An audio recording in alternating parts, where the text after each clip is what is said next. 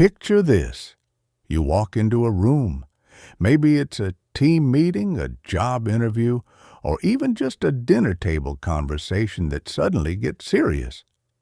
You have something important to say. You know your idea is good. You've thought it through. You believe in it. And then you open your mouth. And somehow, without knowing exactly why, the room doesn't respond the way you imagined. People nod politely and move on. Someone else says something similar 5 minutes later, and suddenly, they're the one who gets the credit. The energy you felt inside never quite made it out into the room. If that's ever happened to you, here's what I need you to understand right now before we go any further. There is nothing wrong with your ideas. There is nothing wrong with your intelligence. There is nothing wrong with you. The only thing standing between who you are and the leader people can feel you becoming is the way you speak. And the extraordinary thing about that, the way you speak is something you can change, starting today. Your words are not just sounds. They are architecture. Every sentence you build is either constructing something, trust, credibility, connection, influence, or quietly taking it apart, brick by brick, without you even realizing it. And after spending time studying thousands of real conversations, the patterns that separate the people who lead rooms from the people who just sit in them, I can tell you this with complete confidence. This isn't about becoming a different person. It's about finally letting the leader you already are come through in every single word you say. By the time we're done here, you will not communicate the same way you do right now. Not because I told you to change, but because what you're about to learn will make it genuinely impossible to go back. Let's begin. Chapter 1. The communication crisis no one is talking about. Let me start with something that might be a little uncomfortable to hear. Ready? Most of us have spent years, sometimes decades, practicing the wrong way to speak. Not intentionally. Nobody sat you down and said, "Here's how to make people stop taking you seriously." But slowly, through school and workplaces and family dynamics and social media, and the desperate human need to be liked rather than respected, we absorbed communication patterns that actively work against us. Here's the thing about the first 7 seconds of opening your mouth in any meaningful conversation. A judgment is already being formed. Not about what you're saying, about whether you're worth listening to. Your pace, your tone, the way your voice rises at the end of a sentence, the tiny pause before you answer a challenging question. All of it is being processed by the other person's nervous system before their conscious brain even registers your words. Most people are completely unaware this is happening. They focus so much energy on what to say that they never stop to examine how they're saying it. Think about the last time you were in a conversation that felt uneven. Maybe you left the room feeling like your contributions had floated past people without landing. Or maybe you watched someone else say almost exactly what you'd been thinking, and their version somehow had weight that yours didn't. That's not charisma. That's not talent. That's a specific learnable system that they were using, consciously or not, and that you weren't. Here's the honest truth that most leadership books are too polished to say directly.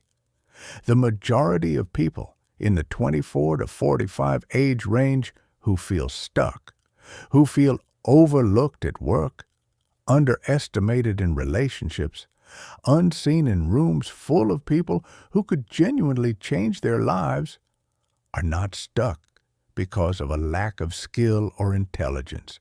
They're stuck because they're still speaking from a place of wanting to be liked, and wanting to be liked is beautiful. It's human. It's warm and kind and good, but it is the single biggest enemy of genuine leadership presence.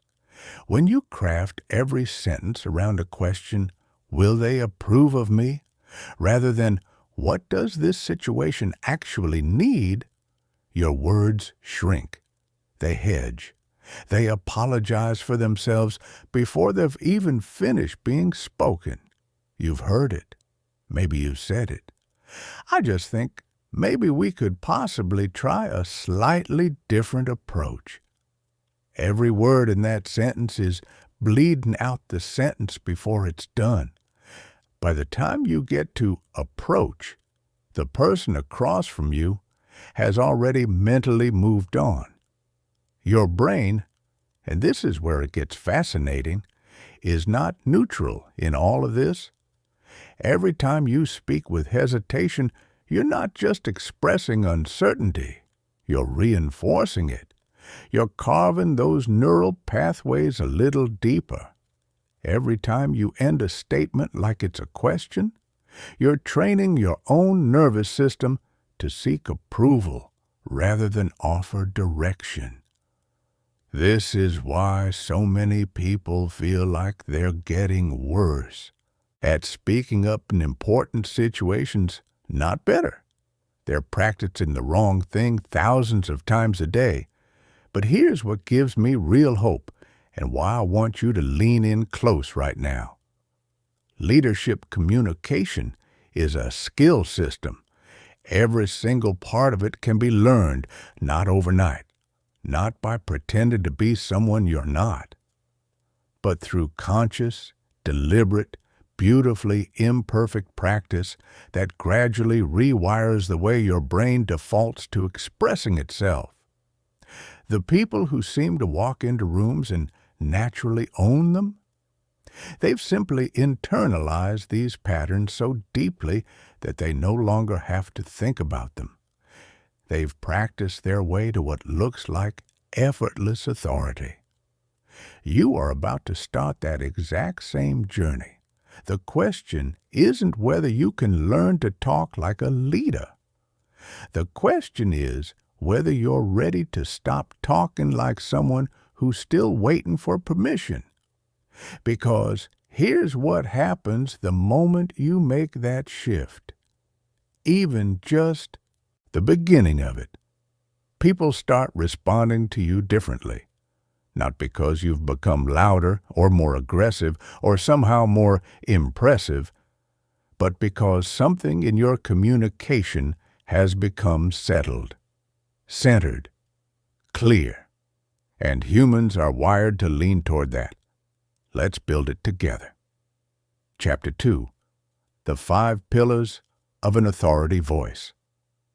Here's a reframe that I want you to carry with you through everything we talk about today. Authority is not something you have. It's something you create through every word, every pause, every choice of language, in real time, in every conversation. Most of us grew up believing authority came from a title on a business card, or from years of experience, or from being the smartest person in the room. And while experience and expertise matter deeply, they're not what makes someone feel like a leader when they speak. We've all met incredibly knowledgeable people who completely lose a room the moment they open their mouths. And we've all met people who maybe didn't have all the answers. But something about the way they held the conversation made everyone want to follow their lead. What separates those two experiences? 5 specific pillars. 5 practices that, when you start to build them into how you naturally communicate, change everything about the way the world perceives you and the way you perceive yourself. Pillar 1. Certainty Architecture. Imagine two people pitching the same business idea to the same group of people. Person A says, "So I was thinking, maybe we could try something like, I don't know, possibly a loyalty program? It might work. I think it could be interesting." Person B says, "We're building a loyalty program. Here's why it addresses our three biggest retention challenges. And here's what phase 1 looks like." Same idea. Completely different worlds. The difference isn't confidence in the sense of puffed-up bravado. It's what I call certainty architecture. The way you structure your words to signal that you've done the thinking, you've arrived at a conclusion, and you're sharing it rather than searching for it. Leaders don't speak in maybes. They speak in directions. Not because they're arrogant or closed to feedback, but because they've done the preparation that earns the right to speak with conviction. And here's the beautiful thing about certainty architecture. When you begin to practice it, you actually start to feel more certain. Because your brain doesn't know the difference between the performance of confidence and the real thing. You practice it, and it becomes you. Start small. Pick one conversation today, just one, and notice how many times you soften a perfectly good statement with unnecessary hedging. Then practice removing one hedge per conversation per week. Watch what changes. Pillar 2. Declarative dominance. This one trips people up because it sounds more aggressive than it is. So, let me say it clearly first. This is not about bulldozing conversations or refusing to ask questions. It's about understanding when you should be asking and when you should be declaring. Most people default to questions in moments that actually call for leadership, because questions feel safer. "What do you think we should do?" feels more collaborative. "Should we maybe try this approach?" feels less exposed, but here's the hidden cost. When you consistently pose statements as questions, you inadvertently signal that you don't trust your own judgment. And people around you pick that up. Not consciously, but they do. Declarative dominance means shifting from, "Do you think we should address the pricing issue?" to, "We need to address the pricing issue. Here's my recommendation." It means moving from, "What if this doesn't work?" to, "When this succeeds, here's how we'll scale it." Notice the psychological shift in the second version. It's not dismissing risk. It's positioning the speaker as someone who is already engaged with the future and is now guiding others toward it. That's leadership in language form. Pillar 3. Emotional regulation through tonality. Your voice is a weather system, and whether you know it or not, everyone in the room is checking the forecast the moment you start speaking. When you're stressed, your voice carries stress. When you're scattered, your voice carries that too. And people don't just hear it, they catch it.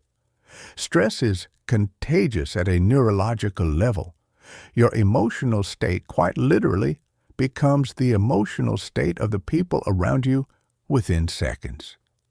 This is why emotional regulation isn't just a personal well-being practice. It's a form of service to everyone you lead. The goal isn't to suppress what you feel. That's neither sustainable nor particularly authentic. The goal is to become someone who can channel emotion rather than be swept by it. Frustration becomes focused energy. Anxiety becomes sharpened attention. Disappointment becomes clear-eyed problem-solving. Tonality is the bridge. A slower pace signals stability. A lower register signals groundedness. Deliberate breathing, even just 3 deep breaths before an important conversation, changes the chemistry of your voice in ways that others register immediately. Try this. Before your next challenging conversation, pause for 60 seconds. Breathe slowly. Feel your feet on the floor. Then walk in. The difference in how you show up will surprise you. Pillar 4. Strategic pacing and the power of the pause. Speed is the enemy of authority. Most people speak quickly because they're afraid of losing the room. They rush to fill space because silence feels dangerous. And in doing so, they create exactly the outcome they were trying to avoid. Because rapid, breathless speech signals anxiety, not competence. Leaders are slow, not boring slow, but settled slow, confident slow. The kind of slow that says, I'm not worried about being interrupted because what I'm saying is worth waiting for. Strategic pacing means allowing your words to actually land before reaching for the next ones. It means using silence the way a painter uses negative space, not as emptiness, but as emphasis. This is a learnable skill. Begin in low-stakes moments. Make a statement and then count silently to 3 before continuing. Feel the discomfort of the pause, then notice how often the other person actually leans in during those 3 seconds rather than drifting away. The pause is not dead air. The pause is power. Pillar 5. Value first communication. Here's a question worth sitting with. When you speak in most conversations, are you adding something or filling space? This isn't meant to shame anyone. We've all been in situations where we talked because we felt we should be talking, because silence felt like invisibility, because we needed to signal that we were engaged and present and contributing. But here's what value-first communication teaches us. The leaders whose words carry the most weight speak less, not more. Every sentence they offer has a job to do. It advances understanding, provides direction, opens up a new possibility, or moves the conversation toward resolution. When you commit to this, when you genuinely start asking yourself before you speak, does this add something real? 2 things happen. First, what you do say becomes exponentially more impactful. And second, you start to develop a reputation as someone whose voice is worth listening for. That reputation, that's influence. And influence is the entire foundation of leadership. When these 5 pillars start working together, something genuinely remarkable happens. You begin to occupy conversations differently. People seek you out.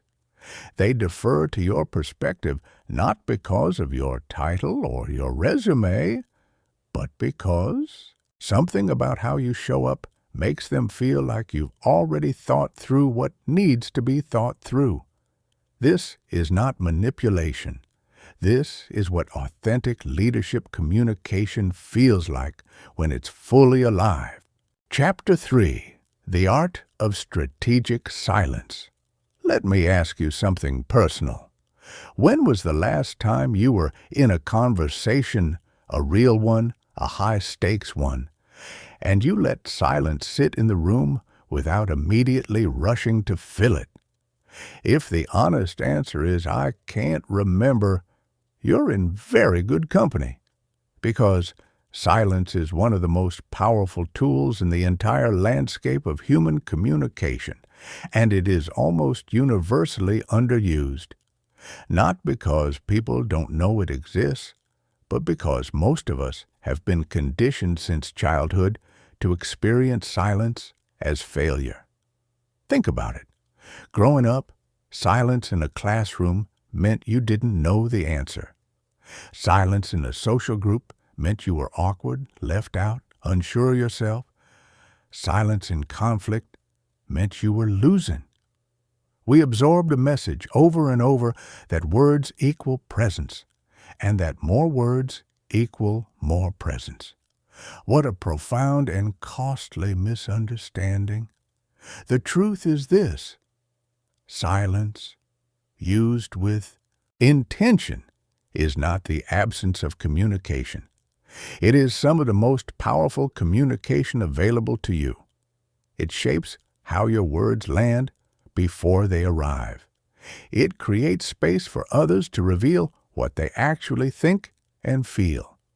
It signals, without a single syllable, that you are someone who is not operating from anxiety. And that signal, that calm, unhurried, self-possessed signal, is one of the clearest markers of genuine leadership presence that exists. What's actually happening when you rush to fill silence? Here's the neuroscience made human. When silence enters a conversation, most people experience a small but real spike in social anxiety. Their nervous system interprets the quiet as a kind of pressure, and the fastest way to relieve pressure is to speak. So they do, often before they've actually finished thinking. The result is words that are less considered, less precise, less powerful than they could have been. Leaders have done the internal work to break this reflex. They've trained themselves to experience silence not as pressure that demands relief, but as space that can be used strategically or simply allowed to breathe. This rewiring doesn't happen overnight, but it begins the moment you start paying attention to your relationship with silence. The moment you notice the impulse to fill it and consciously choose, just once, to wait instead. 5 ways strategic silence changes every conversation. The first is the post-statement pause. After you've made an important point, something you genuinely want people to absorb, stop. Don't immediately pivot to your next idea. Don't soften it with qualifications. Just let it sit for 3 to 5 seconds. This might feel like an eternity at first. It isn't. What's actually happening in those seconds is that the other person's brain is catching up. It's processing what you said at the deeper level rather than just skimming the surface in preparation for their response.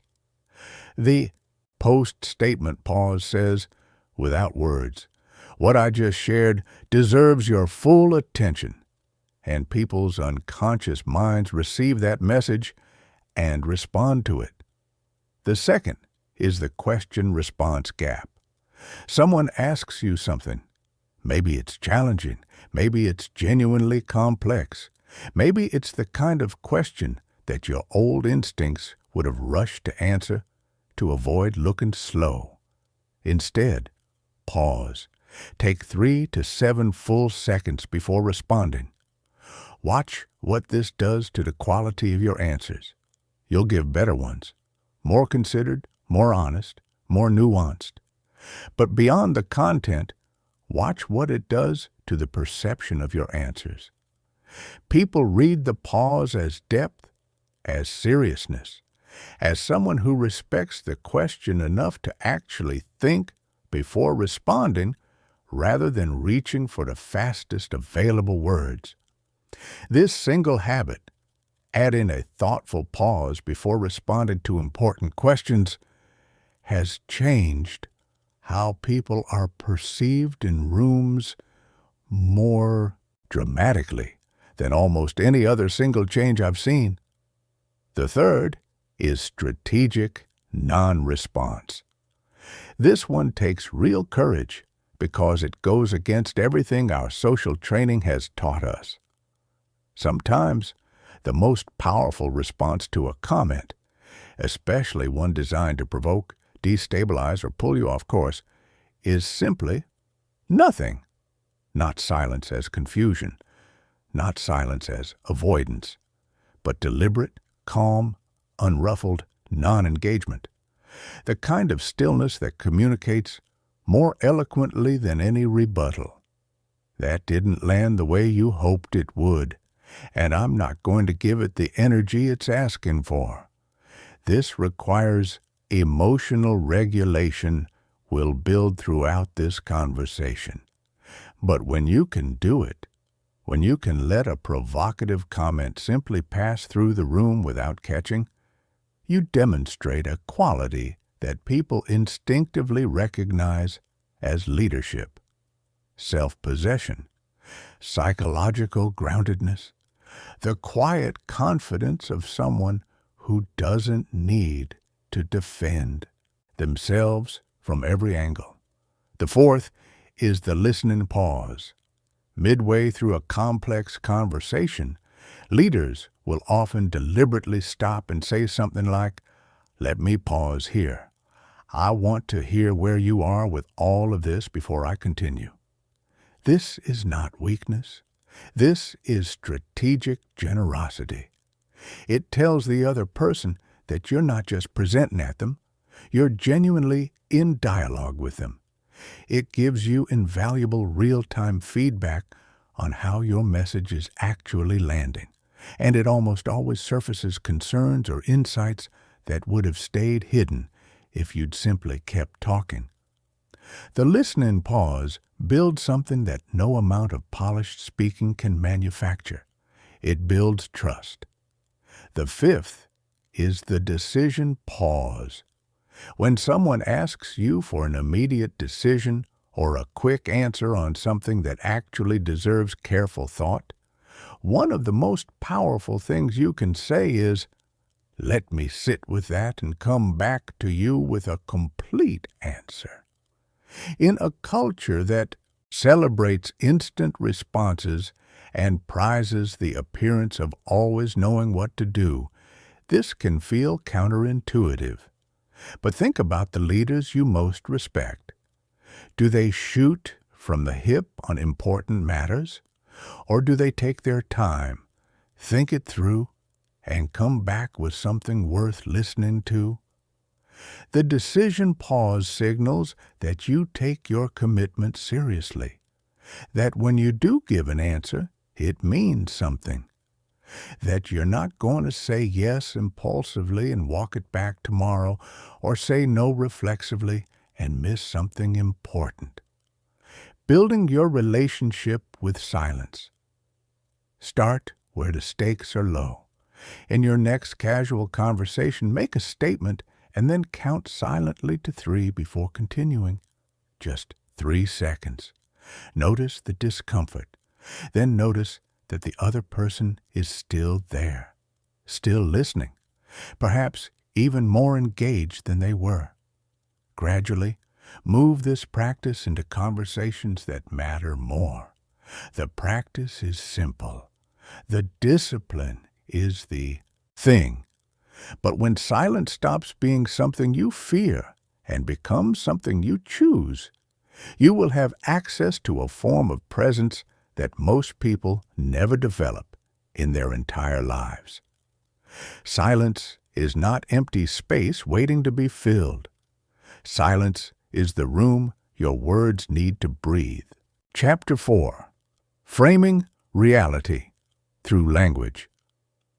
There's a principle at the center of everything we're building together today, and once you really absorb it, it will change the way you listen to every conversation for the rest of your life. Language doesn't just describe reality. Language creates reality, not in some abstract philosophical sense, in the most practical, immediate, every single day sense. The frame you place around a situation, the words you choose to describe it, the angle from which you approach it, the emotional context you establish before the facts even arrive, determines what people think is possible in response to it. The same facts, completely different worlds, depending on how they're framed. A team that just missed a deadline can be told, "We failed to deliver on time, which is unacceptable." Or they can be told, "We hit resistance we hadn't anticipated." Here's what that's teaching us about how to build the next phase more accurately. Neither statement is lying. Both are responses to the same facts, but they create completely different emotional environments. And emotional environments determine whether people show up tomorrow ready to dig in or quietly start updating their resumes. This is what leaders do. Not unconsciously, stumbling into whatever frame is most convenient, but intentionally, asking themselves before every important communication, what frame serves this situation, these people, and what we're trying to build together? The 7 frames that separate leaders from followers: possibility versus problem.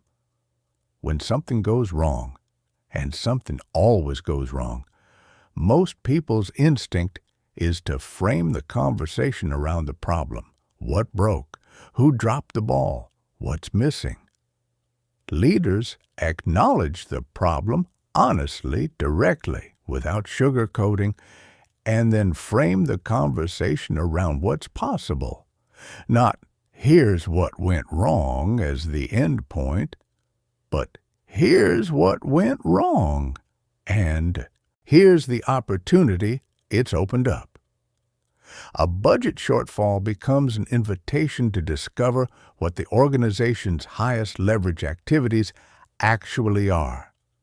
A failed product launch becomes the clearest research you've ever run about what your customers truly need.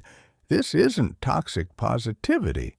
It's not pretending problems aren't real. It's the disciplined practice of refusing to let problems become the ceiling of the conversation. Growth versus fixed. Fixed framing treats abilities, situations, and people as they currently are, as permanent. Growth framing treats everything as in motion, as developable, as further along the path than it was yesterday, even if it's not where we want it to be yet. When someone on your team makes a mistake, fixed framing says, "This person isn't capable of this." Growth framing says, "This person is learning what this requires." The first closes doors. The second opens them. Agency versus victim. This one is close to my heart because I've watched it transform people's entire sense of what's possible for them. Victim framing focuses on what's happening to us, the circumstances, the obstacles, the things outside our control, and those things are real. I'm not minimizing them, but victim framing, no matter how legitimate, produces one consistent outcome: helplessness. Agency framing asks a different question, not "Why is this happening to me?" but "Given that this is happening, what can I do?" Not "What are the obstacles?" but "What are the choices available to me within these constraints?" Leaders consistently redirect conversations, their own internal conversations and the ones they have with others, from what's happening to us toward what we can do about it. This shift, practiced over time, is genuinely life-changing. Collaboration versus competition. Competition framing puts people against each other, departments, teams, individuals, in a zero-sum game where one person's win requires another person's loss. It's exhausting, it's corrosive to trust, and it produces a fraction of what's actually possible. Collaboration framing repositions the challenge, not our team versus their team, but our organization against the external challenge we're all trying to solve. This subtle shift in framing changes who's on whose side, and when people feel like they're on the same side, they will consistently outperform what competition framing could ever produce. learning versus judgment. Judgment framing categorizes outcomes as successes or failures and, implicitly, people as competent or incompetent. It creates environments where people hide mistakes rather than surface them, where people play it safe rather than take the intelligent risks that produce real growth. Learning framing treats every outcome as information, not "we failed," but "we learned something we didn't know before, and here's what we're going to do differently."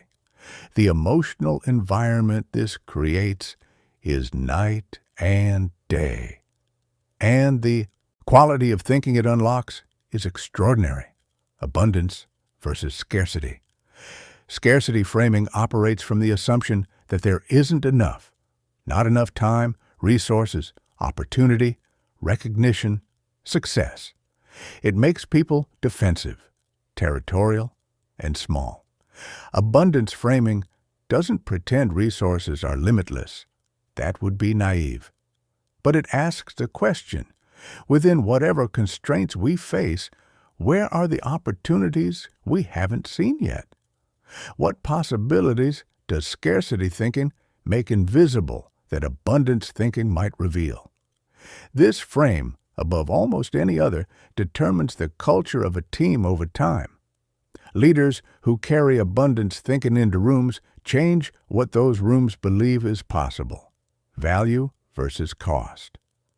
When proposing something new, a change, an investment, an initiative, cost framing leads with what will be given up, spent, or risked. Value framing leads with what will be gained, created, or made possible. Neither is dishonest. Both are true. But the one you lead with determines what people's brains start calculating in response. Lead with value. Always return to value. Let cost be part of the honest conversation, but never let it be the frame. Chapter 5. The Psychology of Influence and Genuine Persuasion. I want to say something at the very beginning of this chapter that I think matters deeply. Influence, done right, is not something you do to people. It's something you create with them. The goal of everything in this chapter is not to get people to do what you want. It's to help you communicate in ways that allow people to genuinely see what serves them, and to move toward it with real enthusiasm, not manufactured compliance. That distinction changes everything about how this feels, both for you and for the people you're communicating with. Here's the foundational insight. All human decisions are emotional decisions, justified afterward by logic. We don't analyze options neutrally and choose the best one. We feel drawn toward something, and then we construct the rational argument that explains why we were right to feel that way. This is not a flaw in human cognition. It's actually a sophisticated feature. Our emotional systems are processing enormous amounts of information faster than our conscious minds can handle. Leaders who understand this stop trying to convince people purely through logic and start learning to speak to both the emotional and rational systems at the same time. The emotion opens the door. The logic keeps it open. The 6 principles of ethical influence reciprocity through genuine contribution. Human beings are wired, deeply biologically wired, to return what they receive. When someone gives us something valuable, we feel a pull toward giving back. This isn't manipulation when it's authentic. It's relationship. The leadership application is this: lead with contribution. Before you ask for anything, agreement, commitment, support, effort. Give something first. Share an insight that genuinely helps. Offer a resource that makes someone's work easier. recognize an effort that deserves to be seen.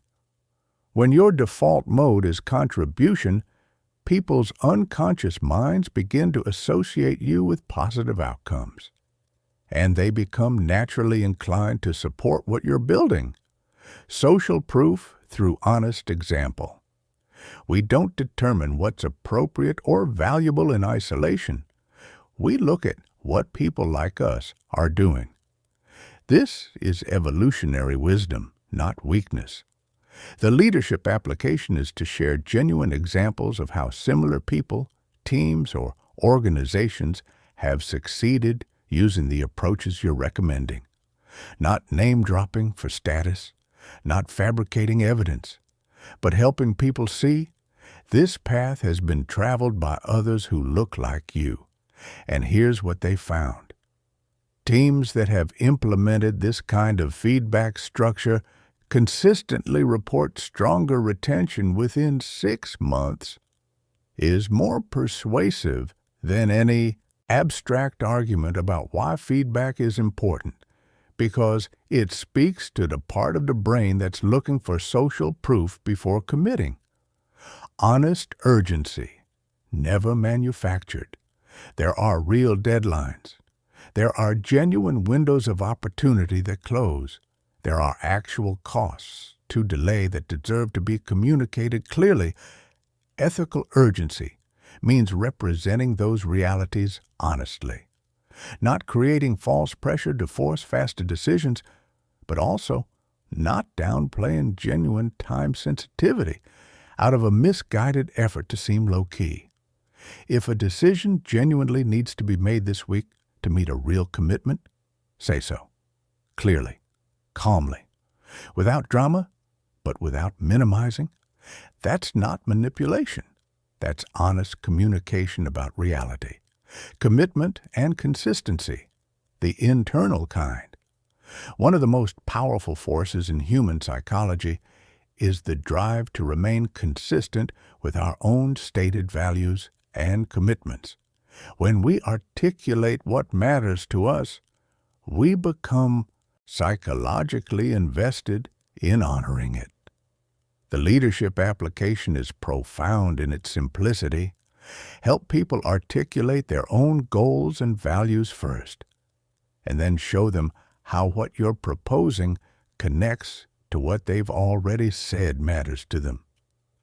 Instead of telling someone what they should do, ask them what they're trying to achieve. Listen genuinely, and then help them see the bridge between their stated intention and the proposed direction. When people feel like they're being consistent rather than convinced, resistance dissolves and ownership appears. Authority built through demonstrated competence. People defer to those who consistently prove their judgment is worth deferring to. Authority, in this sense, cannot be claimed.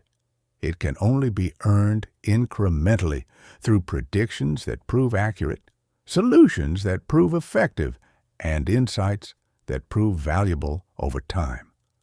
The practice is this: show your thinking, not just your conclusions. When you share not only what you recommend, but why, the reasoning, the evidence, the pattern you've recognized, you build a reputation for sound judgment that compounds over every conversation. Likability through genuine interest. The final principle is perhaps the most human. People are more open to influence from those they genuinely like and feel genuinely seen by. But likability cannot be performed. Superficial charm might get you through a first impression.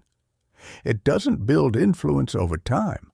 What builds it is consistent, sincere interest in the people around you, their challenges, their aspirations, their perspective, their success. The questions that show you were actually listening last time. The remembering of small things that shows someone registered as a real person to you, not just a role. This is not a technique. It's a way of being.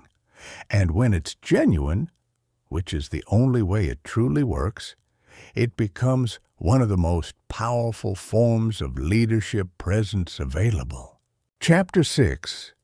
The Courage of Difficult Conversations. Here's something I want you to sit with for a moment. Think of a conversation you've been avoiding. Maybe it's been sitting in the back of your mind for days, or weeks, or longer. A conversation with a colleague whose behavior has been affecting the whole team.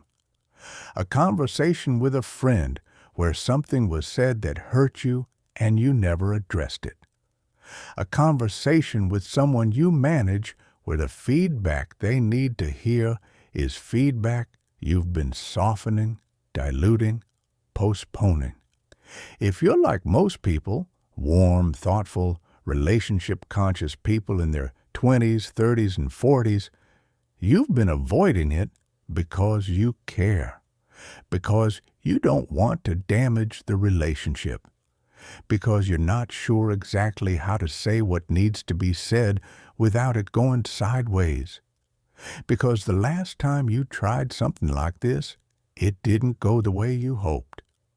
I want to gently offer you a reframe. The conversations you avoid don't disappear. They go underground. They become the tension in the room that everyone feels but no one names. They become the resentment that quietly erodes a relationship that once meant something. They become the problem that grows in the dark from something manageable into something that feels impossible. Avoiding difficult conversations is not kindness. It's a form of debt, and the interest compounds.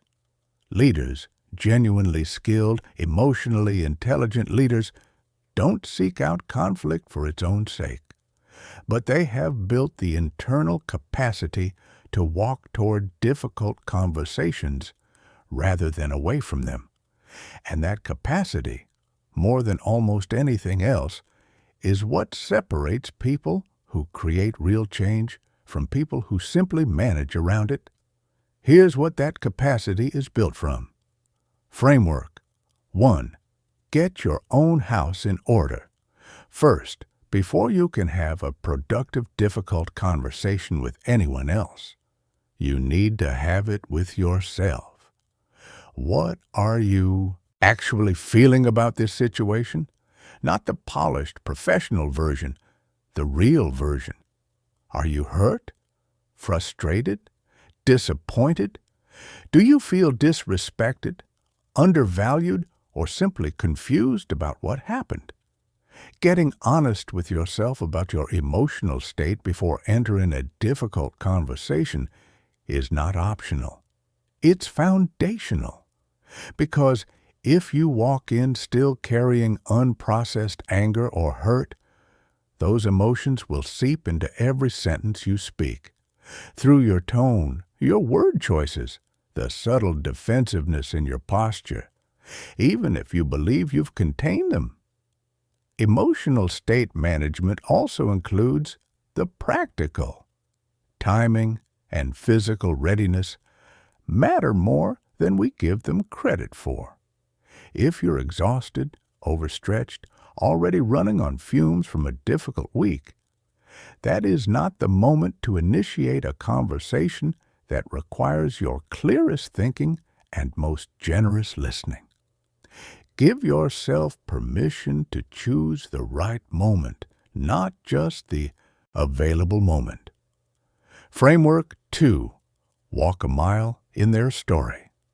Before you enter the conversation, invest genuine time in understanding the other person's perspective.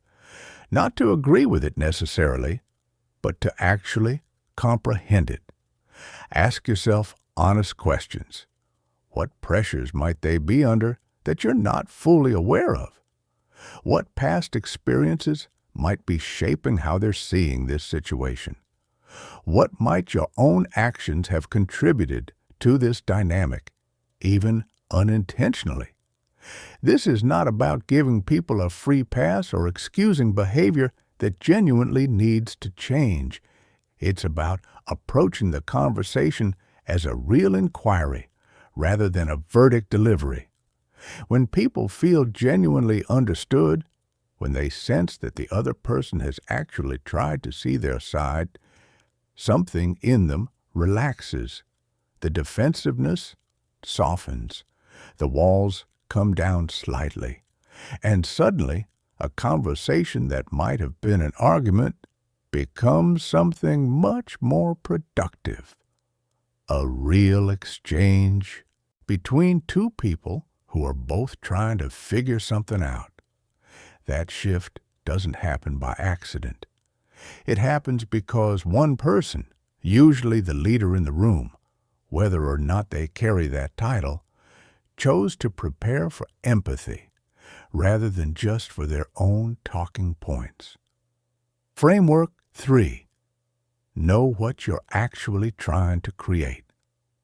Most people enter difficult conversations focused on the wrong question. They're focused on who's right, on making sure their version of events gets a fair hearing, on getting an acknowledgement that what happened was not okay. Those things might matter, but they are not the most important question. The most important question is, what do I want to be true on the other side of this conversation? Not just for you, for both people. What outcome would allow this relationship to be stronger rather than more fragile? What resolution would actually address the underlying issue rather than just the surface symptom? What does success look like here? Not just in this conversation, but 6 months from now? When you know the answer to that question before you begin, the entire conversation changes shape. You're no longer in a battle to win a point. You're on a shared mission to find something worth building toward. And that shift, from adversarial to collaborative, is something the other person feels immediately, even if they couldn't articulate exactly what's different.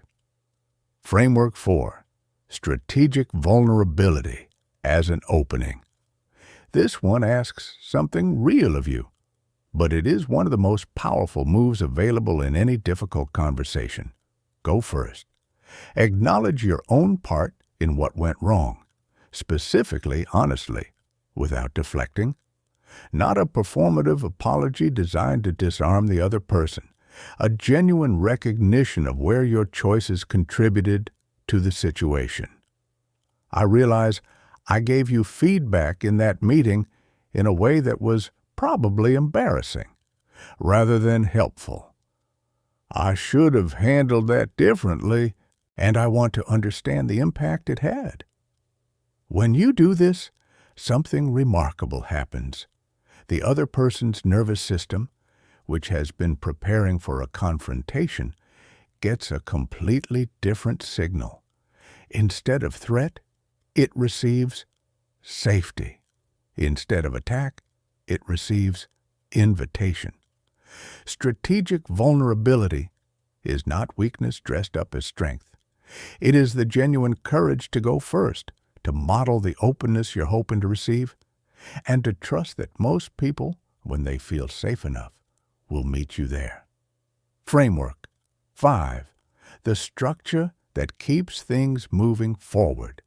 Even with all the right preparation and intention, difficult conversations can drift into circular argument or emotional escalation without a clear structure to hold them. Here's one that works. First, acknowledge the other person's perspective and validate the feelings embedded in it before sharing your own. Second, share your perspective without making theirs wrong. Third, find the shared ground, the thing you both actually want, beneath the surface disagreement. Fourth, generate possible solutions together rather than presenting a predetermined conclusion. Fifth, agree on specific next steps, concrete, observable, time-bound. So the conversation produces actual change rather than just good feeling that fades by Friday. The structure matters because it keeps both people oriented toward resolution, rather than getting lost in the weeds of who said what when. And here's the thing about mastering difficult conversations that I want you to carry with you. When they go well, they don't just solve the immediate problem. They create something between two people that wasn't there before. A depth of trust, a sense of genuine respect, a knowledge that this relationship can handle real things. That is not a side effect of conflict resolution done well. That is the point. Chapter 7.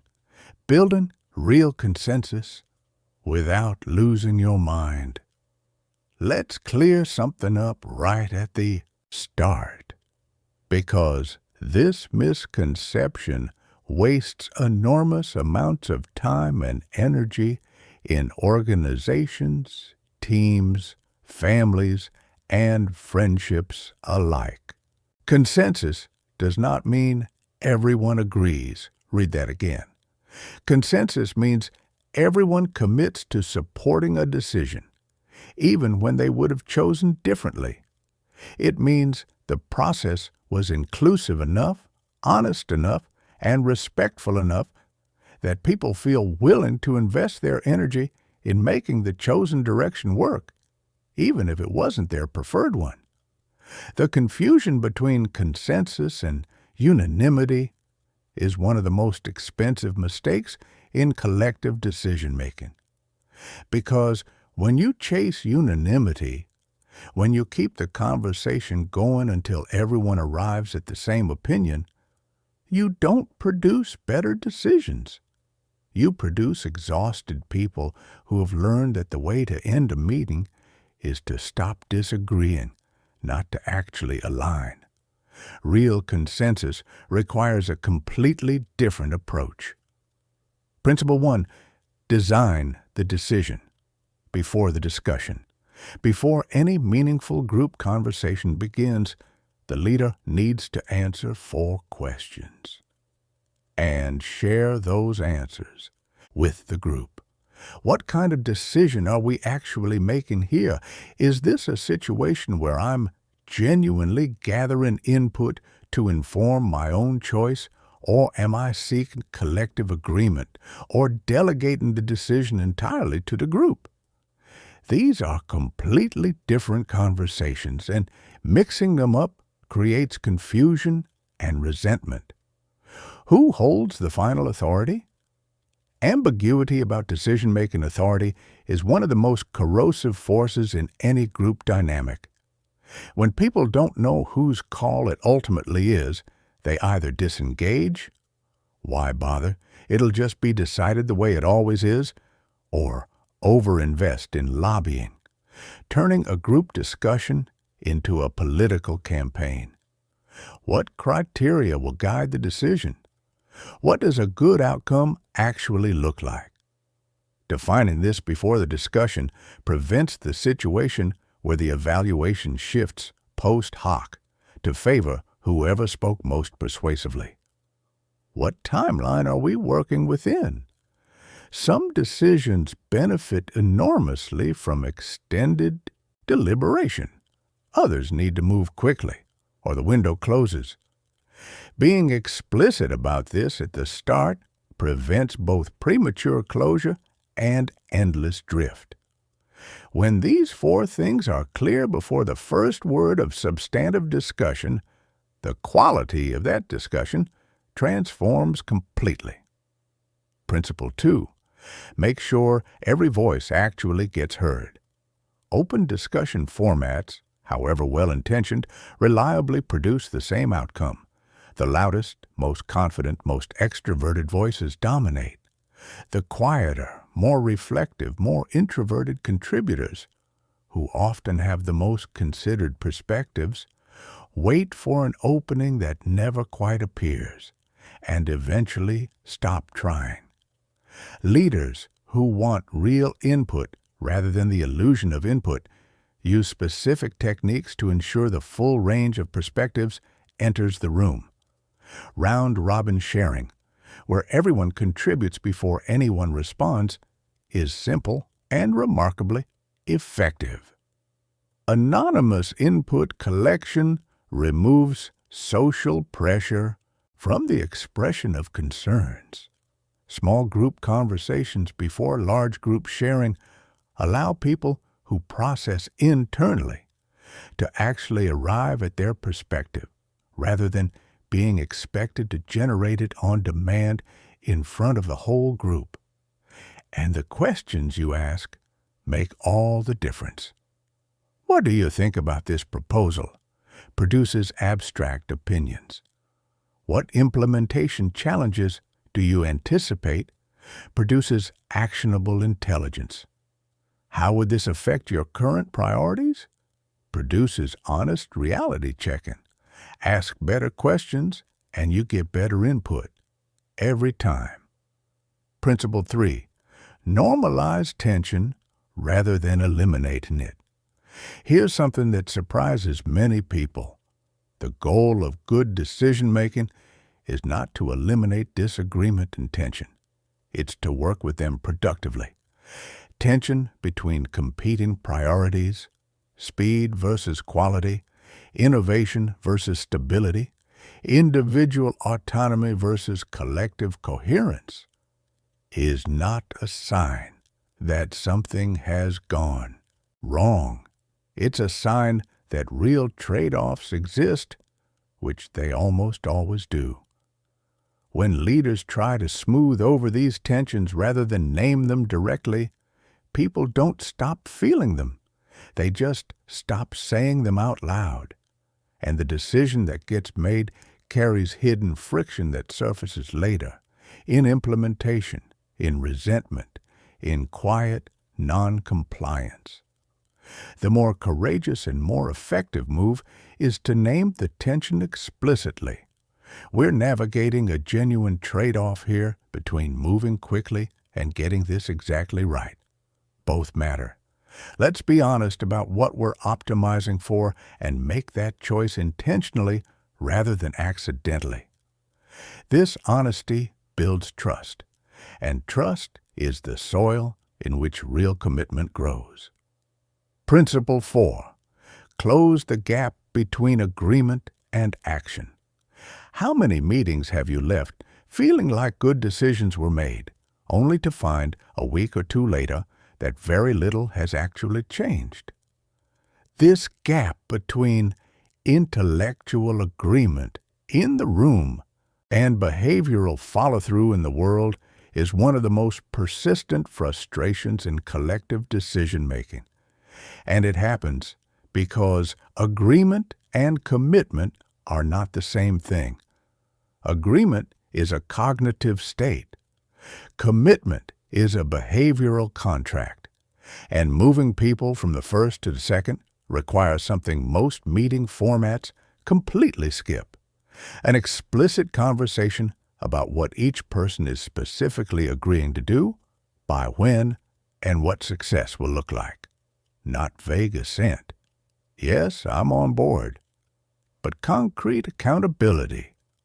I will have the first draft of the communication plan to the full group by Thursday, and I'm committing to that, even though I think we should have gone with option B.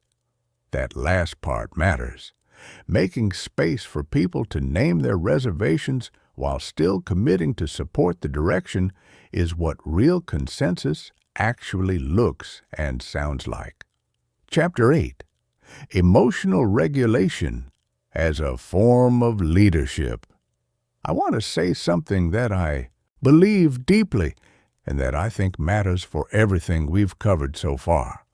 Your emotional state is not a private matter when you lead. This isn't meant to be harsh.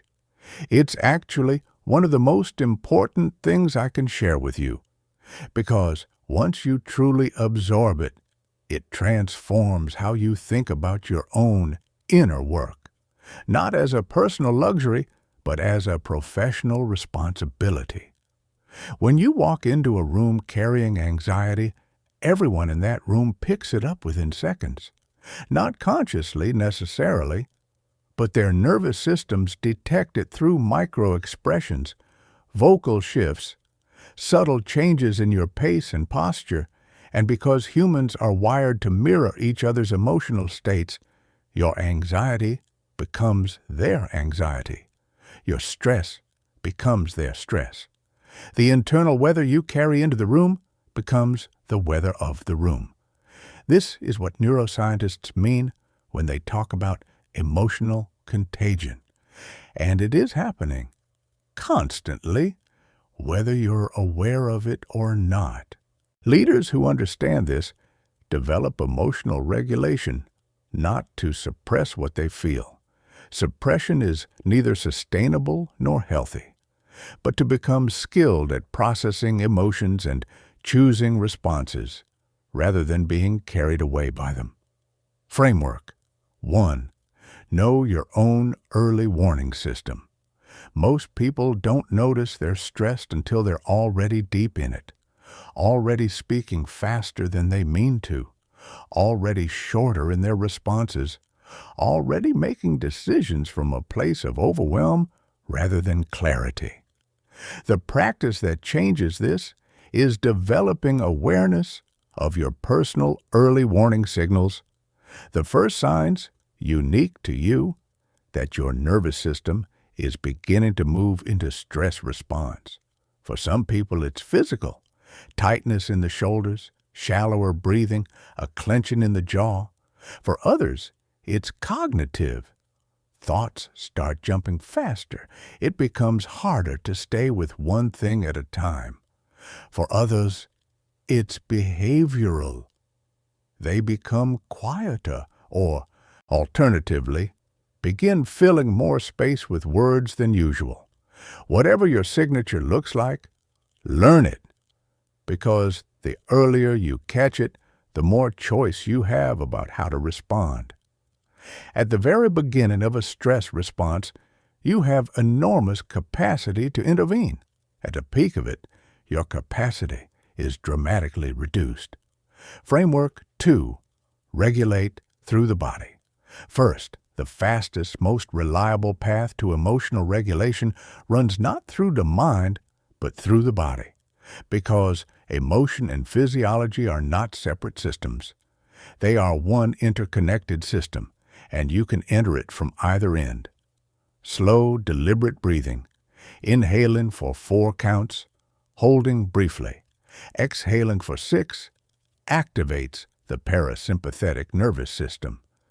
It is the biological off switch for the stress response, and it works within 60 to 90 seconds. Not metaphorically, chemically.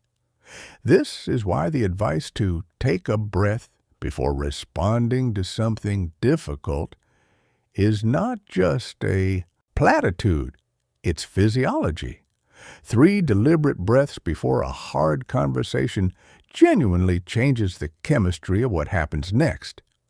Brief physical movement, even just standing up, walking to the window, stretching your arms overhead, resets the nervous system in ways that sitting in accumulated tension cannot.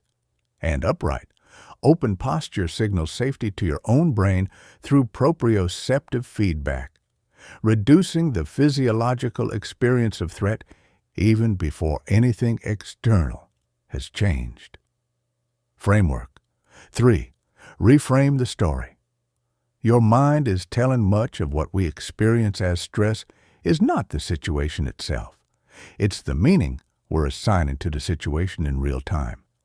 The email that hasn't been answered isn't necessarily hostile. The colleague who seems distracted in a meeting might be under a pressure you know nothing about. The critical comment in a presentation might come from someone who cares about the outcome rather than someone who wants to diminish you. Cognitive reframing, the practice of deliberately generating alternative explanations for ambiguous situations, is not about forcing false positivity. It's about expanding the range of interpretations your mind is working with, so that the most catastrophic reading isn't automatically the default one. Leaders practice this continuously, not because they're naive, but because they've learned that the stories their minds generate in stressful moments are rarely the most accurate ones available, and that a more generous interpretation costs nothing to consider, while a hostile one costs everything. Framework 4. Transparency as a tool. Here's one of the most underrated practices in emotional regulation for leaders. Naming your emotional state when appropriate before it shapes the conversation invisibly. I want to be honest. I'm carrying some frustration into this conversation about how last week went, and I don't want that to get in the way of us actually solving this together. That single sentence does something extraordinary. It takes an emotion that was going to be present in the room anyway, covertly, shaping everything, and makes it visible, named, acknowledged, and suddenly it's no longer driving the conversation from the shadows. It's on the table, where both people can account for it. This kind of transparency is not oversharing. It's not emotional dumping. It's the precise, calibrated naming of what's present, in service of making the conversation more honest and more productive than it would have been if the emotion stayed hidden. When leaders model this, when they demonstrate that emotions can be acknowledged without becoming the center of gravity, they give everyone around them permission to do the same. And in environments where emotions can be named rather than suppressed, the quality of thinking, decision-making, and collaboration is genuinely different. That is the long game of emotional regulation, not just managing yourself, but through managing yourself, creating conditions where everyone around you can show up more fully, more honestly, and more effectively. Chapter 9. Vision Casting. Making the future feel real today. Let me paint you a picture of two different team meetings happening at the same company on the same morning. In the first meeting, the leader stands at the front of the room and shares a slide deck. Revenue targets, market share percentages, quarterly milestones. The numbers are real, the goals are legitimate, and the presentation is competent. People nod, take notes, and file out of the room feeling roughly the same as they felt walking in. Maybe slightly more informed, but not particularly moved. In the second meeting, a different leader begins not with numbers, but with a story.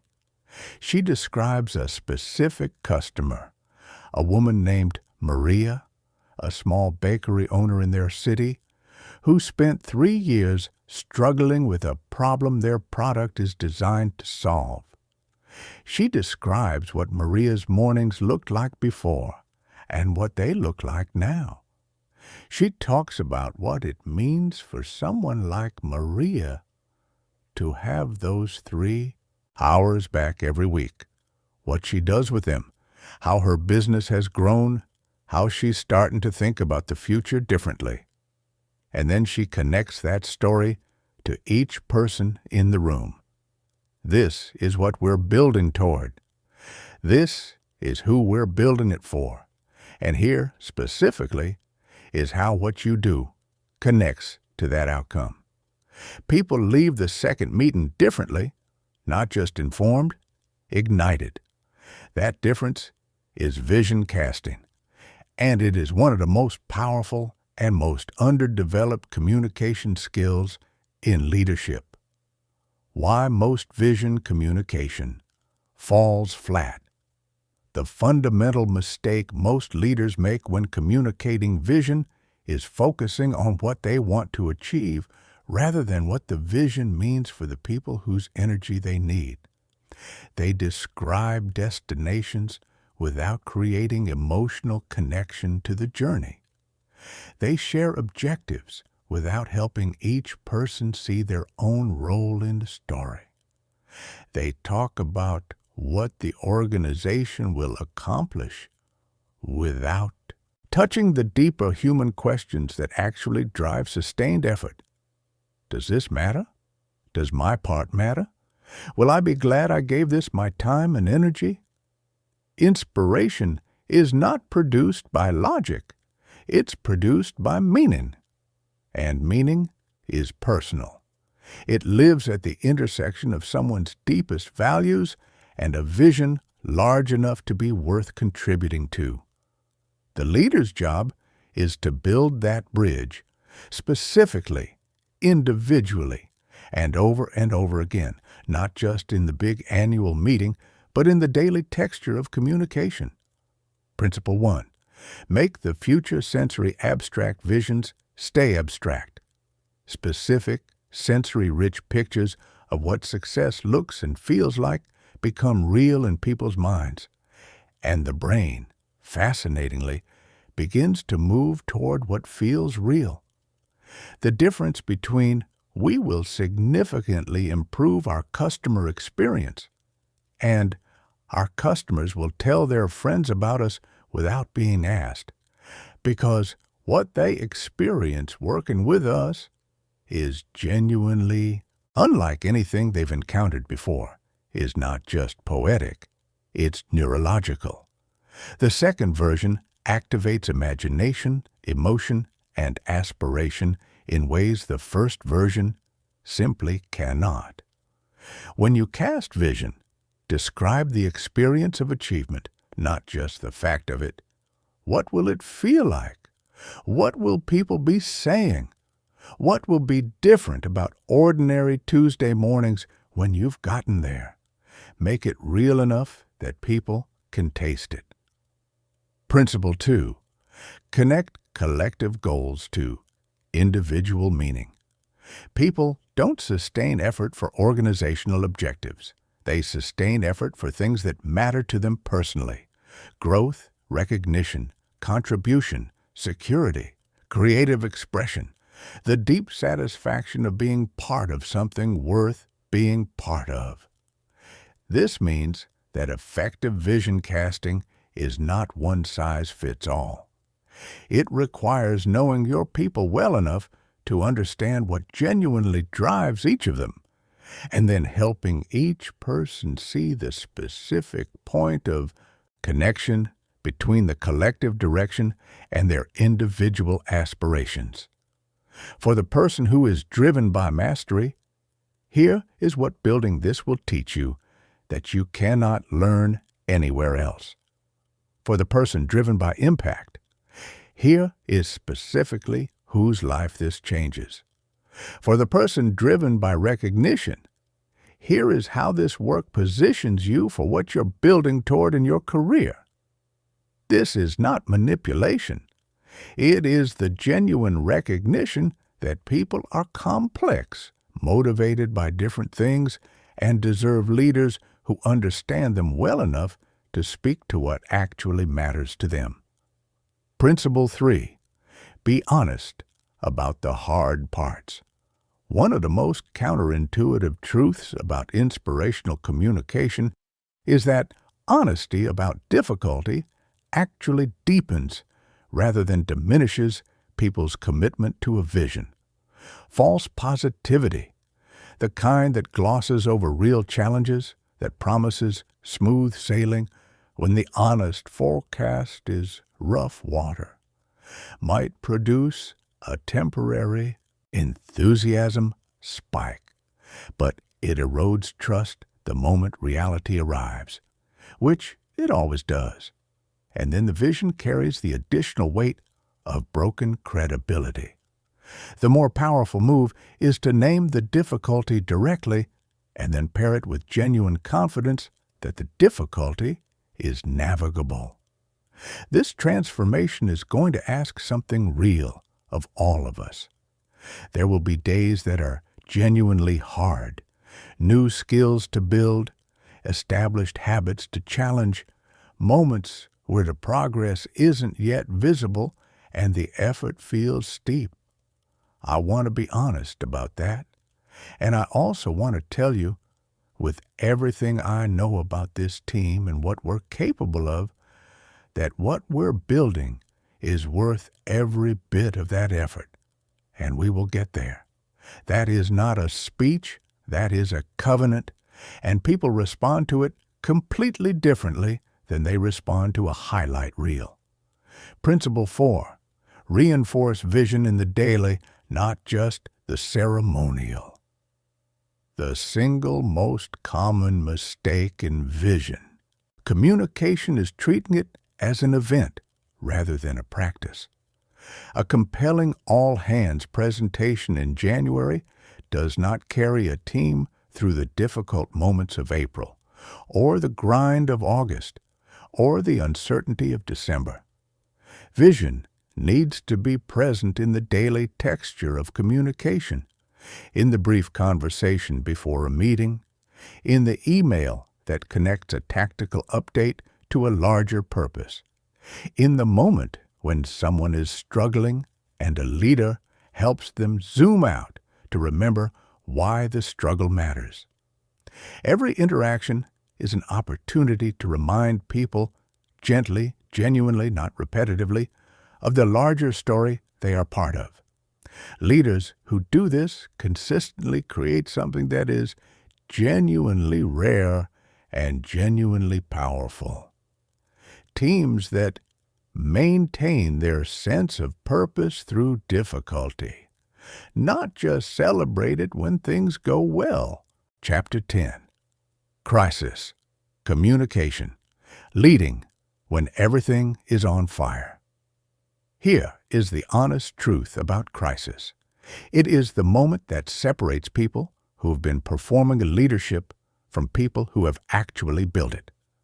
When everything is going smoothly, competent management can look indistinguishable from genuine leadership.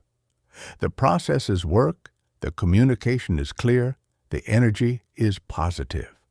Almost anyone can hold a room when the room wants to be held.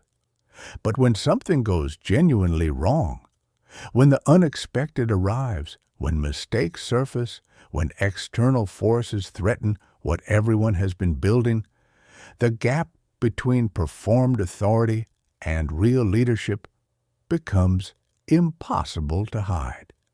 And here's the most important thing I can tell you about crisis communication. The people looking to you in those moments are not primarily looking for certainty about outcomes. They are looking for steadiness in the person leading them. They need to know that the person at the front of the room can think clearly under pressure, can be honest without being panicked, and can hold the collective weight of the situation without collapsing under it. That quality, that particular kind of steady, is something you can build. Here's how. Principle 1, acknowledge immediately, even when you don't have all the answers. The most damaging thing a leader can do in the early moments of a crisis is go quiet. When something has gone wrong and communication stops, people don't assume their leader is thoughtfully gathering information. They assume their leader is hiding something, or doesn't know what's happening, or is managing their own panic while everyone else is left without direction.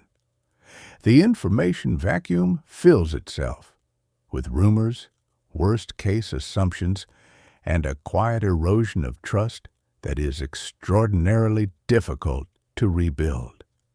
This is why immediate acknowledgement, even when your acknowledgement is simply, "I know this has happened, I understand its significance, and I am actively working on it," is more valuable than waiting until you have a complete picture to share.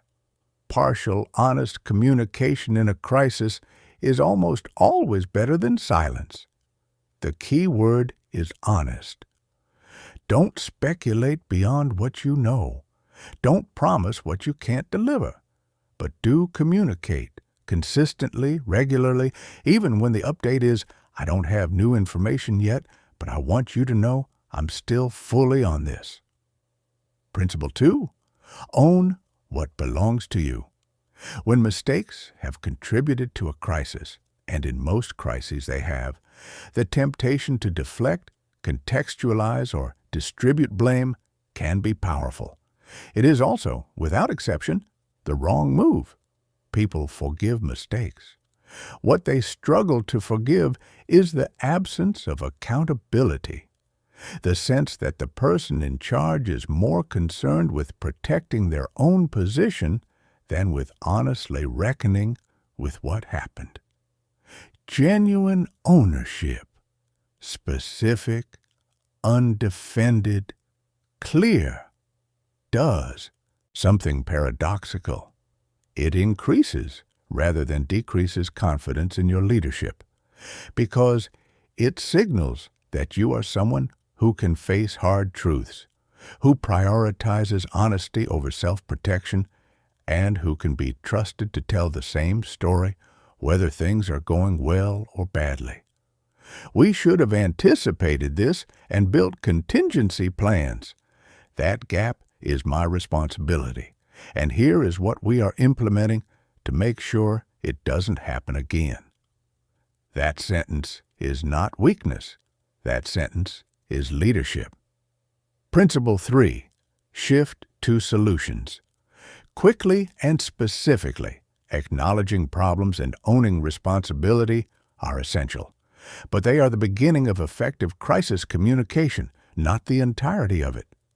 The next movement, made as quickly as genuinely possible, is toward specific, concrete action.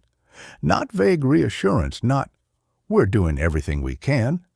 Those phrases, well-intentioned as they are, actually increase anxiety because they're impossible to evaluate.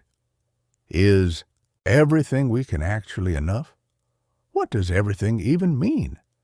Specific action calms people because it gives them something to evaluate, something to track, something concrete to hold on to while the storm continues. We are taking 3 specific steps right now. First, we are reallocating the resources from the delayed project to address this immediately. Second, we have brought in 2 specialists with direct experience in exactly this kind of situation, and they begin tomorrow. Third, I will personally update this group every 24 hours with real information, not just reassurance, until this is resolved. That is a communication that people can orient themselves around, and orientation in a crisis is one of the most valuable things a leader can provide. Principle 4, speak differently to different people. A single crisis communication delivered identically to every audience is almost always the wrong communication for most of them. Senior leaders need strategic framing and financial context. Team members on the ground need tactical clarity and role direction. What specifically should they be doing differently right now? Customers and external stakeholders need information about service impacts and realistic timelines. Partners need to understand what this means for shared commitments. Developing multiple versions of the same core communication, each one honest, each one consistent with the others, but each one adapted to what that specific audience actually needs, is not spin. It is the recognition that different people carry different responsibilities and need different information to fulfill them well. Principle 5, model the emotional state. You need the room to hold. In any crisis, the emotional energy of the room follows the emotional energy of the leader. This is not metaphor. It is the neuroscience of emotional contagion that we explored earlier. operating at full intensity in exactly the moments when it matters most.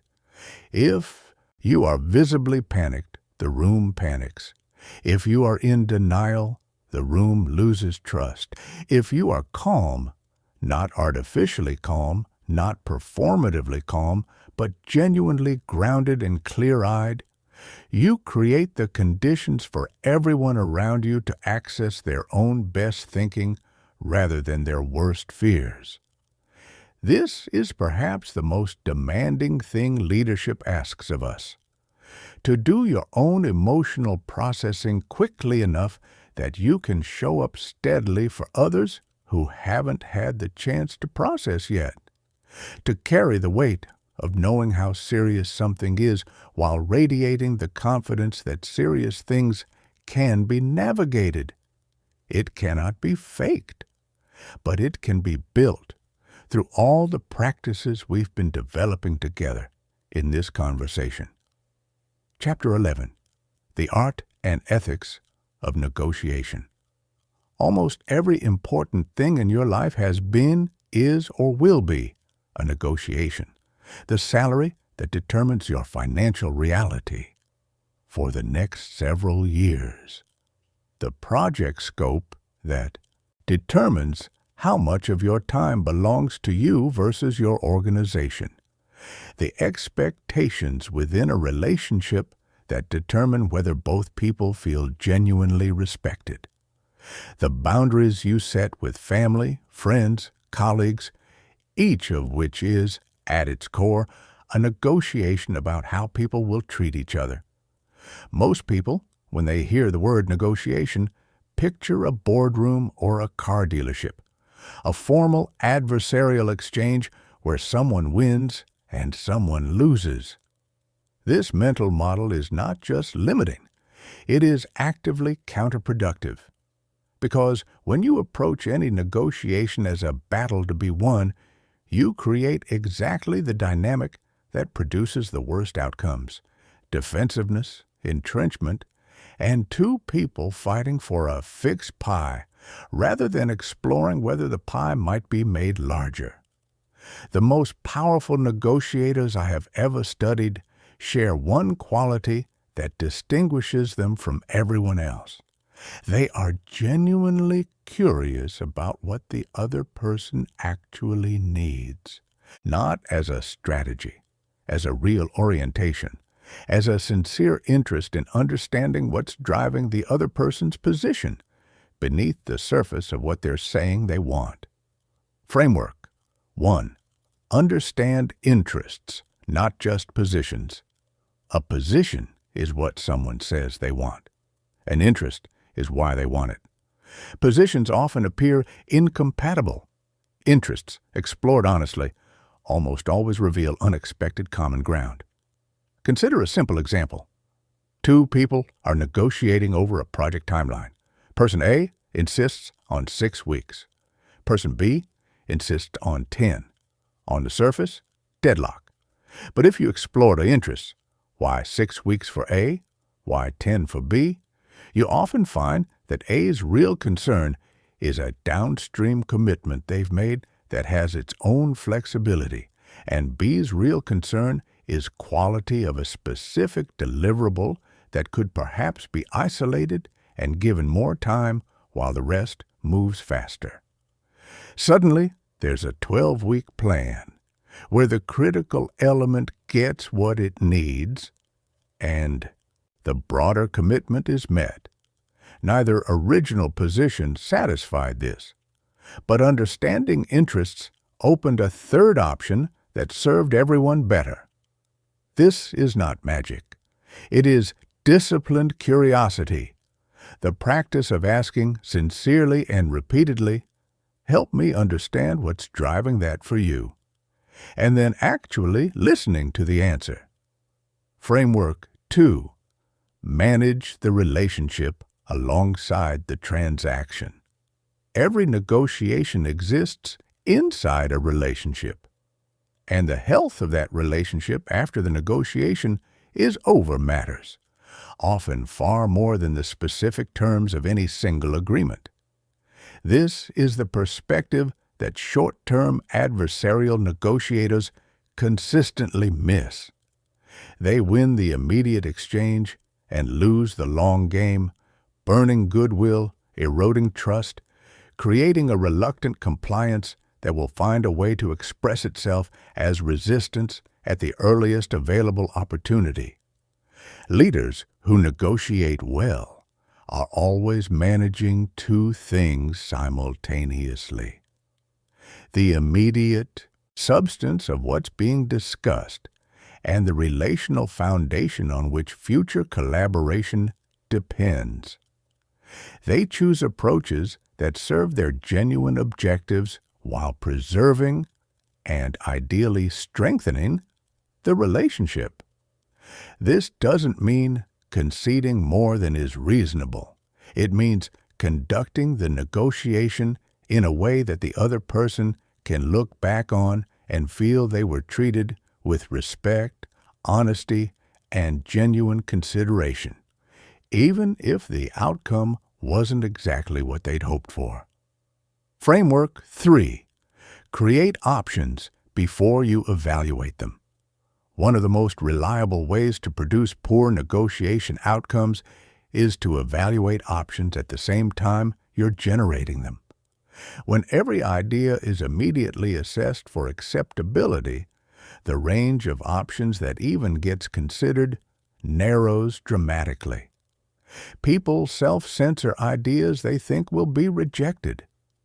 Positions harden around the first few options discussed. Creative solutions that require a little more imagination to see never enter the room. The more effective practice is to separate these phases completely. Spend real time, 10 minutes, 30 minutes, sometimes a full session, generating every possible option you can think of without evaluation. Get strange ones on the table. Get impractical ones. Get ones that only partially address the problem. The goal in this phase is volume and creativity, not quality control. Then separately, evaluate. By the time you begin assessing, you'll almost always have at least one option on the table that neither party would have arrived at if you'd been evaluating from the start. And that option often turns out to be the one that serves everyone's interests most fully. Framework 4. Know your walkaway. Before you sit down, before any meaningful negotiation, answer this question with honesty and clarity. What is the minimum outcome that serves my genuine interests? Below what threshold does the cost of agreement in resources, in relationship, in self-respect exceed the cost of walking away? This is not about being rigid or adversarial. It's about the kind of self-knowledge that prevents you from making agreements in the heat of negotiation that you'll regret in the cool of the following week. Leaders who know their walk away before they sit down negotiate from a fundamentally different place than those who figure it out in real time. They are calmer. They are less susceptible to pressure tactics. They are genuinely free to walk away when walking away genuinely serves them, which means that when they choose to stay and agree, it's a real choice, not a capitulation.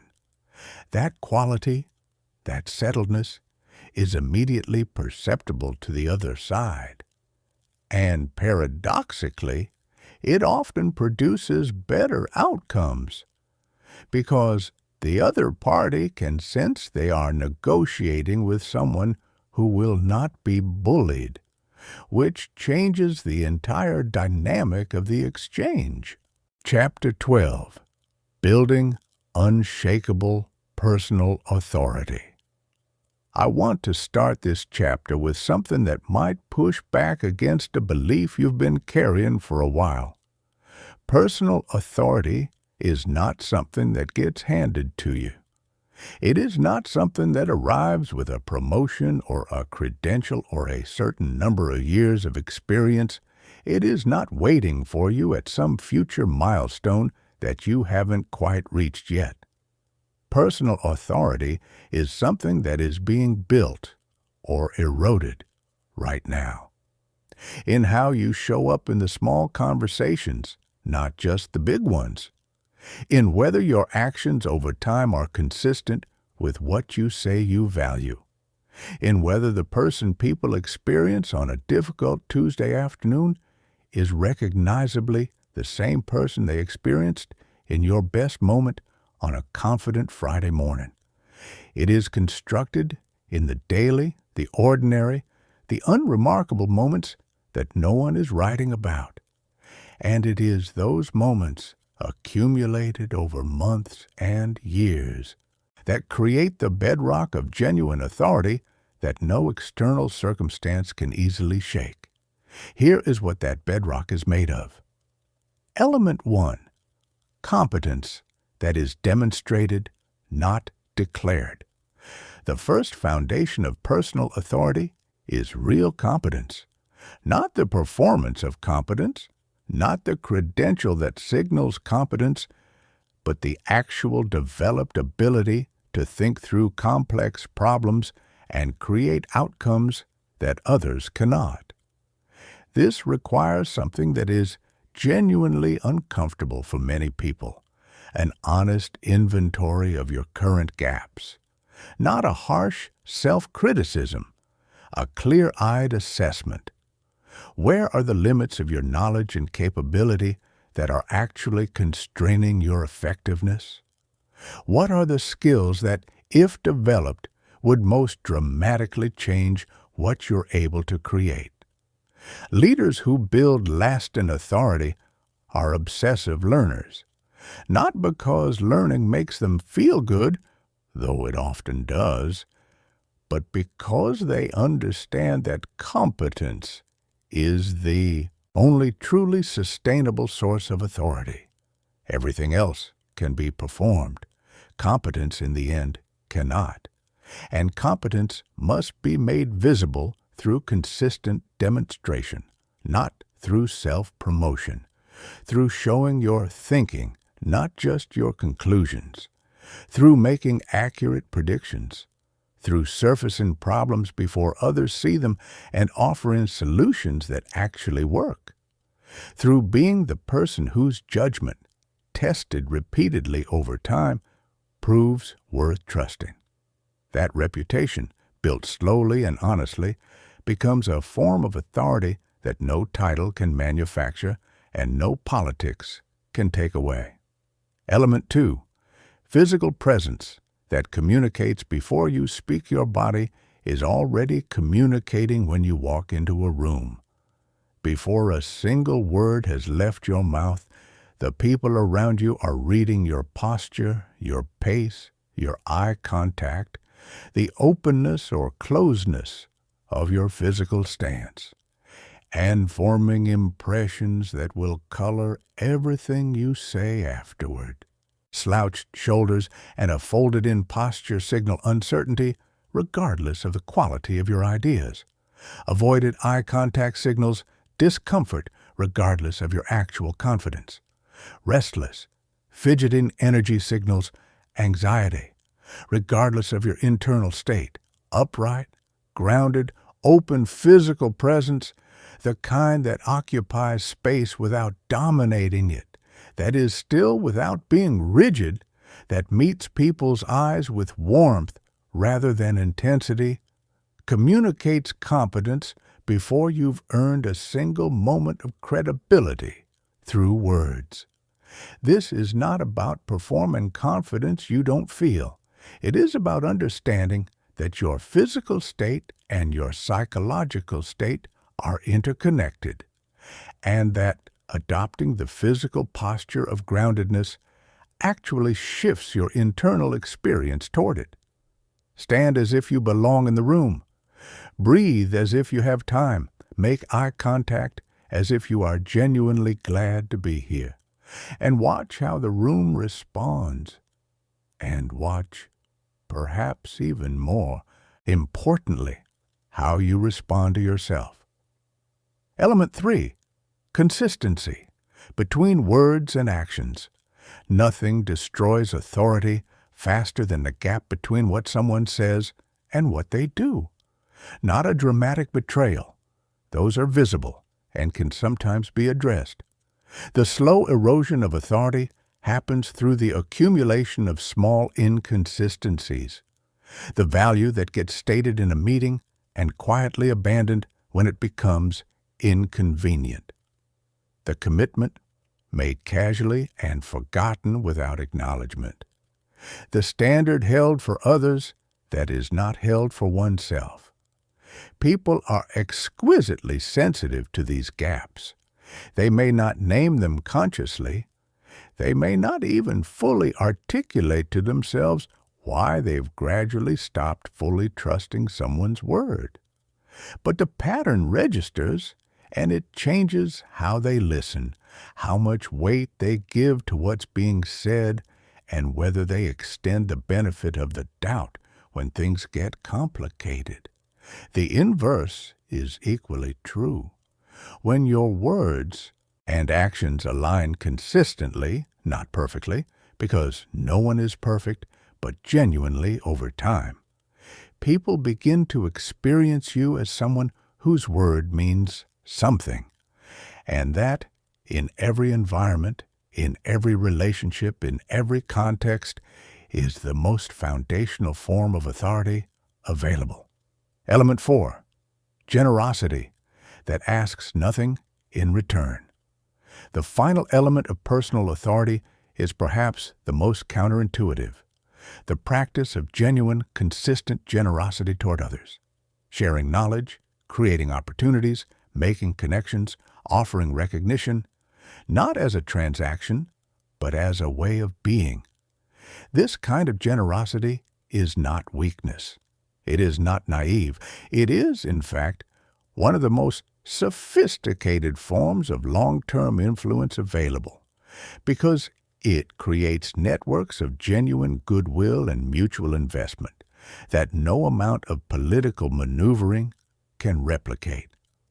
When you are known as someone who invests in others' success without keeping score, who shares what they know freely, who celebrates others' achievements without measuring them against their own, who creates opportunities for people around them, your authority extends far beyond any room you're physically present in. Your reputation travels. Your influence compounds, and the people whose growth you've genuinely contributed to become, in the most organic and authentic way possible, advocates for yours. Chapter 13, The Power of Strategic Questions and Deep Listening. Here is a truth that took me a long time to fully absorb, and that I now believe is one of the most important things I can share with you. The most powerful thing you can do in many conversations is not speak. It is ask the right question and then listen with your whole self to what comes back. We have been trained, most of us, to believe that leadership requires having answers, that the person at the front of the room earns their place there by knowing more, by seeing further, by having already worked out what everyone else is still figuring out. And while knowledge and experience genuinely matter, this framing misses something essential. The right question, asked at the right moment, can unlock more value than the most perfectly crafted answer. Because when a question helps someone discover something for themselves, the insight lands differently. It belongs to them. They carry it differently, apply it more readily, and commit to acting on it more deeply than they ever would to something they were simply told. Strategic questioning is not interrogation. It is not the performance of curiosity while already knowing the answer you're guiding someone toward. It is genuine, disciplined inquiry, asking questions you actually don't know the full answer to, with real interest in what comes back. Here are the 5 categories that matter most.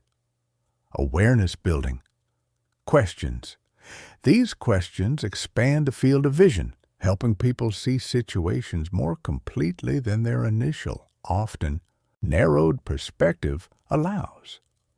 What patterns do you notice when you step back from this and look at it over a longer time horizon? What assumptions are we treating as facts that might deserve a closer look? What would someone completely new to this situation notice that we might be too close to see? These questions interrupt the tunnel vision that stress and urgency produce. They invite a kind of perspective that is extraordinarily difficult to access on your own, and that a single well-placed question can open up in seconds. Assumption-challenging questions. Every situation we face is interpreted through a set of beliefs about how things work, what's possible, what's true. Many of these beliefs are accurate, some are not. And the ones that are not accurate are almost never examined, precisely because they feel so obviously true. What would have to be true for this approach to succeed? What evidence are we actually working from here, and how solid is it? What if the opposite of our current assumption were actually closer to the truth? These questions create productive discomfort. They ask people to question things they haven't questioned. And in that questioning, options and possibilities that were previously invisible begin to appear. Possibility expanding questions.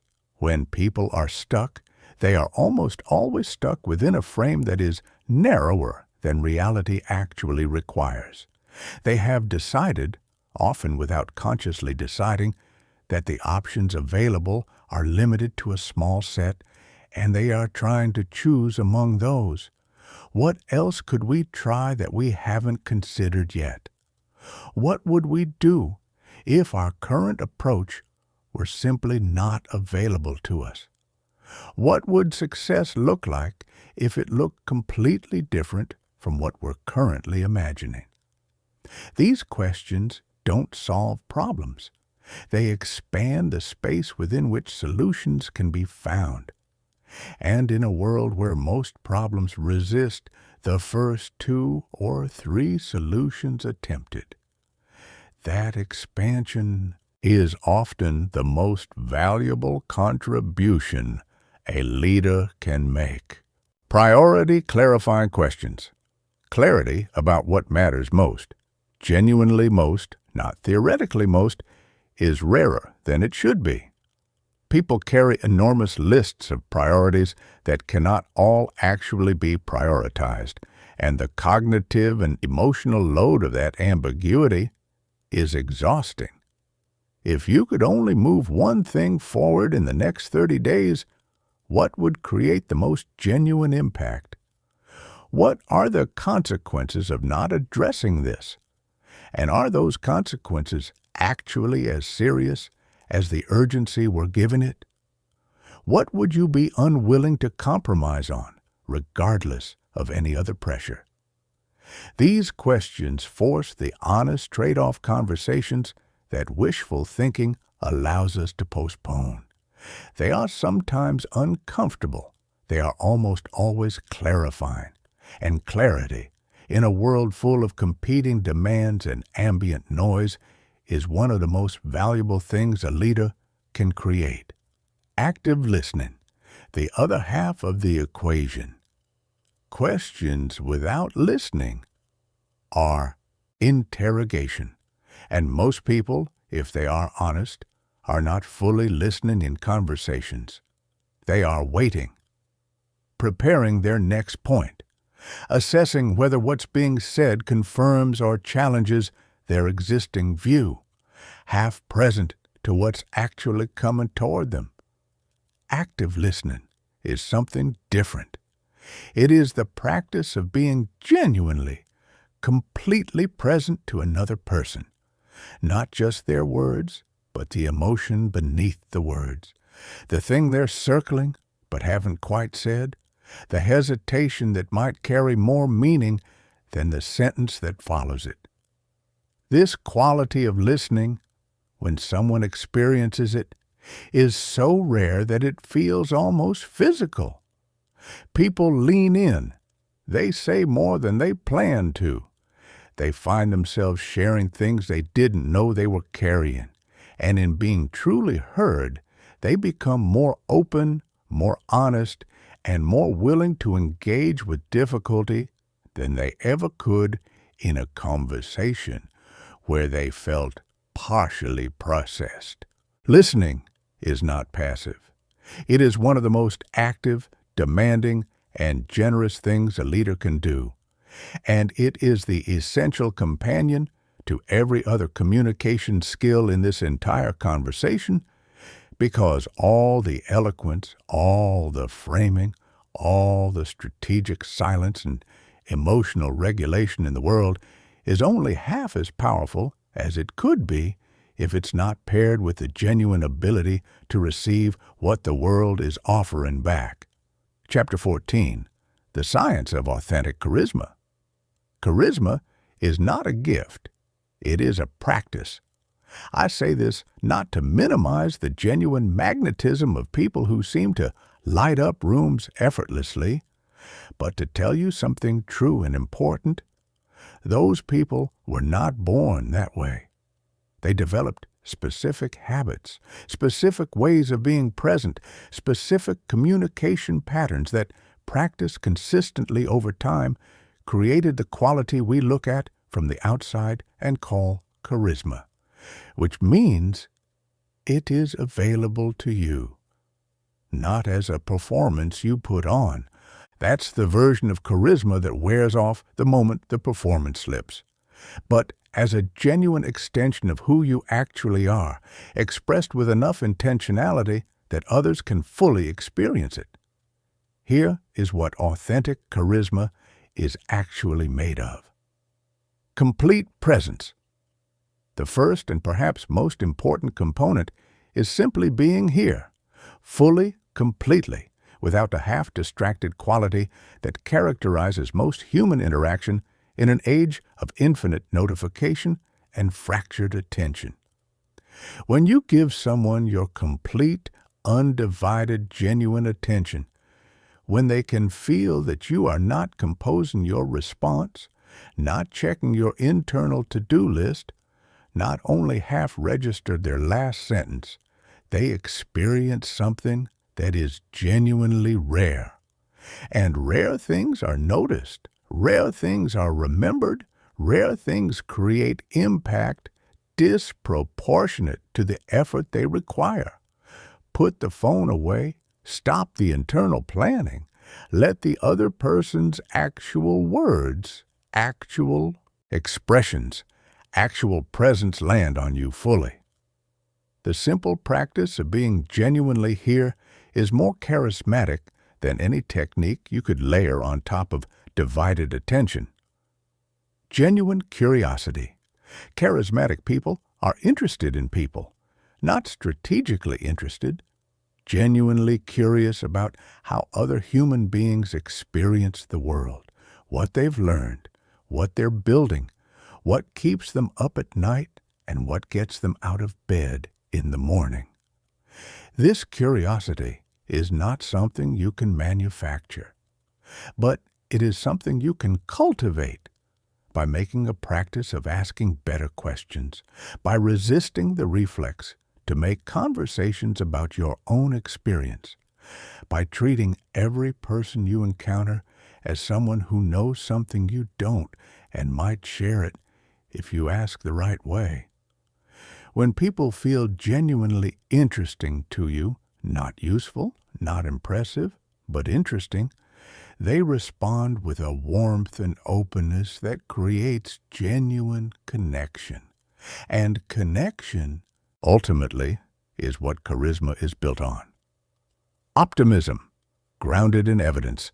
The final component is a quality of energy, specifically an orientation toward possibility that is rooted not in naivety, but in genuine competence and genuine care.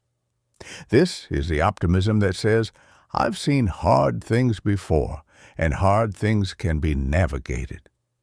I don't know exactly how this turns out, but I know we have the capacity to figure it out. I believe in what we're building, and I believe in the people building it with me. That quality, when it is authentic, when it is earned through real experience and real commitment, is irresistible, not because it promises certainty, but because it offers something human beings need at a very deep level. The experience of being with someone who genuinely believes that things can be okay, and whose belief is credible enough to borrow when your own runs low. That is leadership. That is what all 15 chapters of this conversation have been building toward. Chapter 15, Your Implementation Plan. Where the real work begins. Everything you have read in this conversation is worth exactly nothing if it stays in your head. I say that with complete warmth and zero judgment, because I know how easy it is to consume something meaningful, feel genuinely moved by it, and then return to exactly the same patterns by Monday. Not because you didn't care, but because caring and changing are two different things, and the bridge between them is practice, specific, deliberate, uncomfortable, repeated practice. Here's how to build that bridge. Start with one thing. Not all 15 chapters simultaneously. One thing that resonated most, that you know in your body would change something real if you actually did it.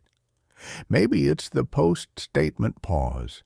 Maybe it's replacing one hedged sentence per day with a declarative one.